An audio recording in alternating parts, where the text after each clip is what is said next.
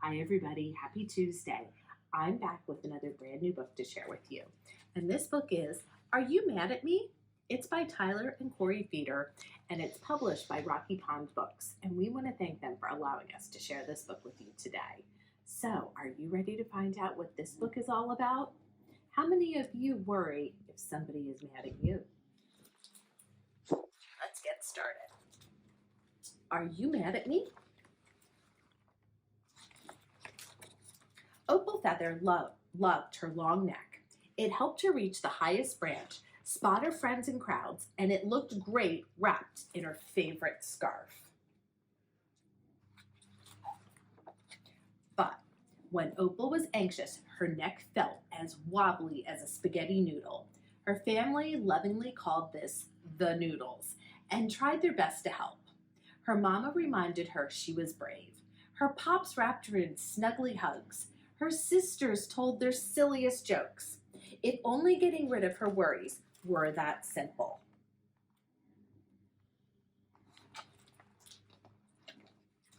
Today was one of Opal's favorite days of the year, the Feather family's annual soiree. Everyone pitched in to make it extra special.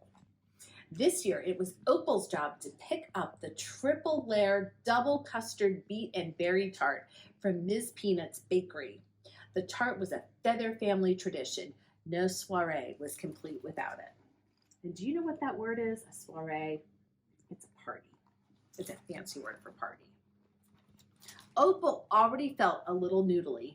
Picking up the tart was a big responsibility. Step by step, she ran through the routine that helped her stay calm before doing something new and scary. She wrapped her special scarf around her neck, gave herself a pep talk in the mirror, and took 3 deep breaths. She was on her way. Do you do any of these things if you're anxious? Do you take deep breaths? That helps. As she walked along the path, she noticed a familiar set of spots up ahead. Was that her friend Henrietta? But just as Opal raised her wing to wave, the creature sped away. Why did Henrietta ignore her?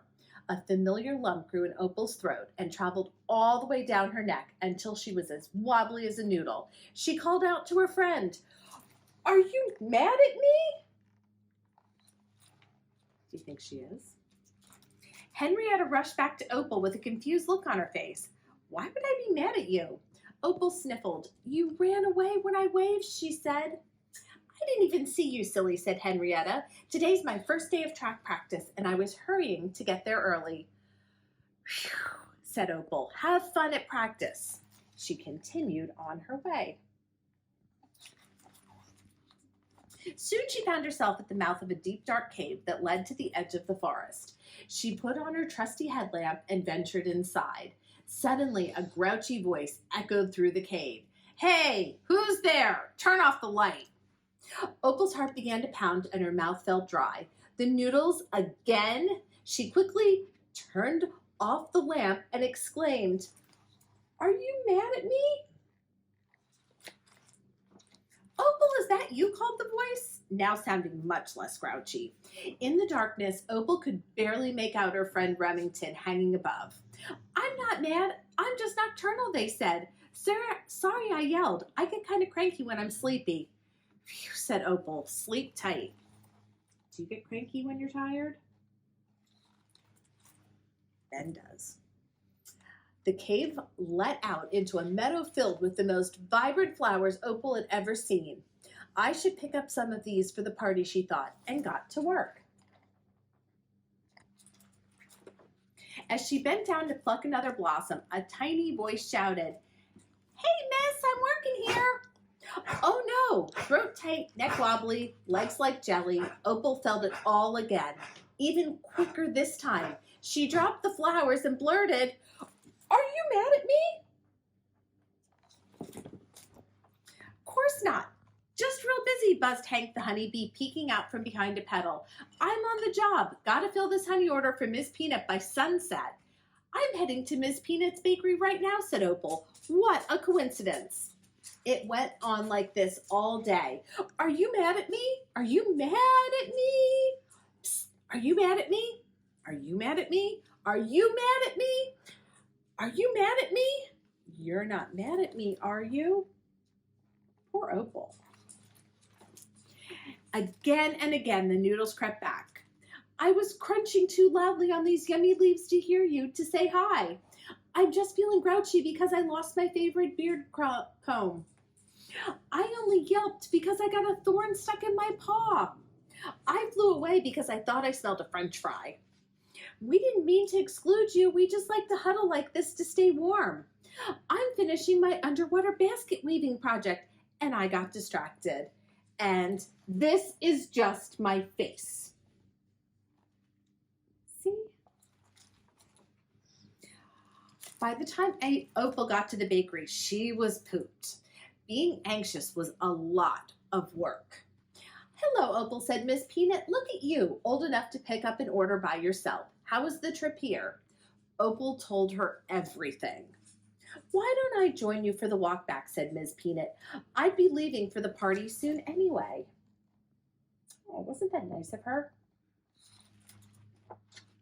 You know, said Miss Peanut as they strolled side by side, when I first opened my bakery, I constantly worried that customers were mad at me. Turned out most of them were hungry. Opal giggled. When they arrived back at Opal's house, her whole family was outside setting up. You did it, said Pops. How do you feel? I'm proud of myself, Opal said, but it wasn't easy. Every time I bumped into someone, I worried I'd done something wrong or that they didn't like me. We know the noodles make it extra hard to try new things, said Mama. You are one brave ostrich. The Feather Family Soiree was the best one yet. And look, they're all there. When Opal got in bed that night, she was full of hope and triple layer double custard beaten berry tart.